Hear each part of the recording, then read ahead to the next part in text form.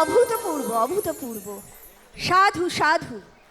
সকলের কাছ থেকে আমরা একটা হাততালি চাইছি, সবাই হাততালিটা একটু দিয়ে আমাদের শিল্পীদের উৎসাহিত করুন। আমাদের প্রথম একটা শিল্পী। কথা আমি বলি, আজকের এই অনুষ্ঠানটা আমার খুব প্রিয়, কিন্তু আমার অফিসের একটা কাজের জন্য আমাকে বেরিয়ে যেতে হবে এখন।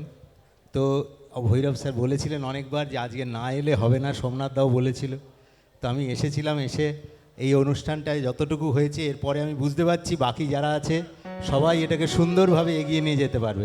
সবার অনুমতি নিয়ে আমি এবার একটু বেরোবো।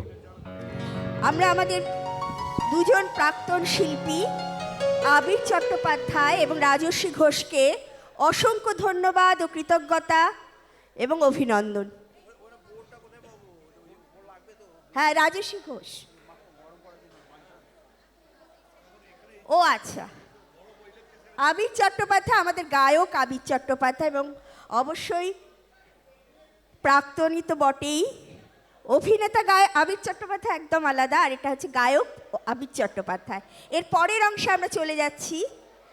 পৃথিবী আমারে চায়, রেখো না বেঁধে আমায়, খুলে দাও প্রিয়া, খুলে দাও বাহুডোর, ক্ষুদ্রের বাঁধন খুলে বৃহতের মধ্যে নিজেকে বিলিয়ে দেবার আহ্বান বাংলা গানে আগেও শোনা গেছে। তারই সার্থক প্রতিফলন এবার আমি আমার থেকে আমাকে বাদ দিয়ে অনেক কিছু জীবনে যোগ দিলাম। ছোট যত আপন ছিল বাহির করে দিয়ে ভুবনটারে আপন করে নিলাম। এক ব্যতিক্রমী গান, সঙ্গে অনবদ্য পিয়ানোই সঙ্গীতায়োজন।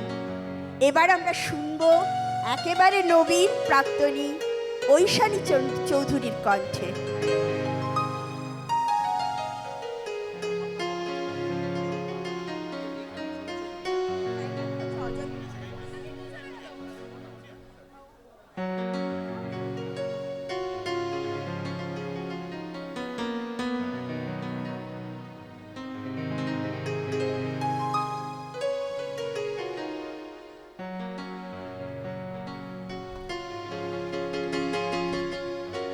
নমস্কার।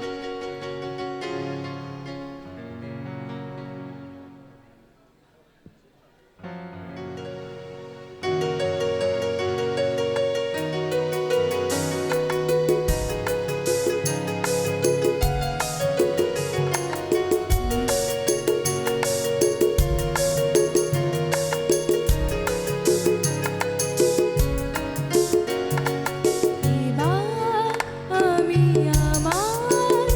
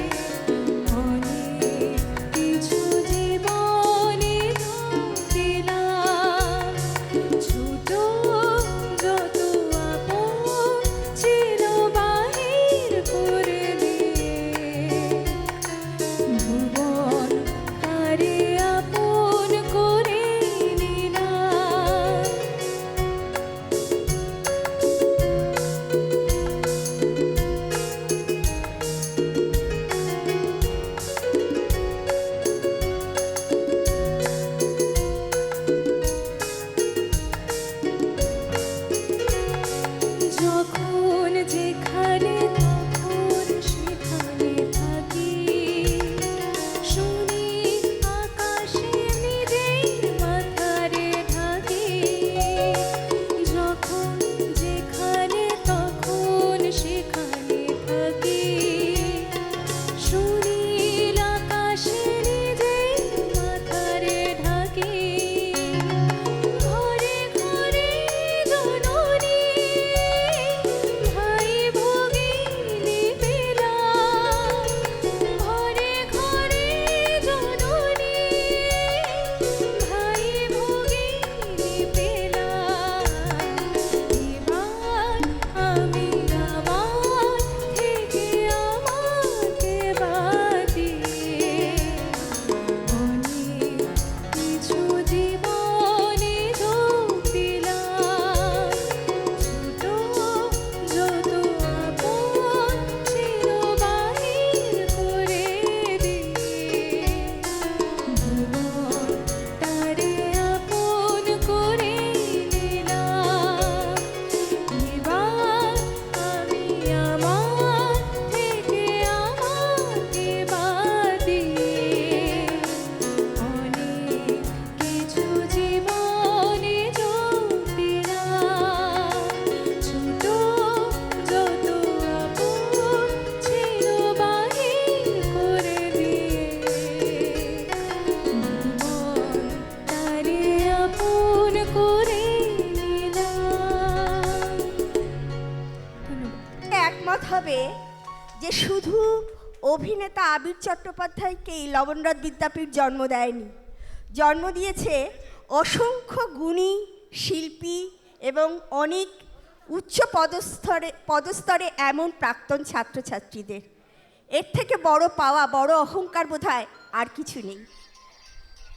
পথ সলিল চৌধুরীর একটি প্রিয় শব্দ। তার কাব্যে সঙ্গীতে বারবার ফিরে এসেছে পথের কথা। বলেছেন, ধরণীর পথে পথে ধুলি হয়ে রয়ে যাব এই কামনা, আর কিছু না। মানুষের কাছে ডাক পাঠিয়েছেন, পথেই এবার নামো সাথী, পথেই হবে এ পথ চেনা।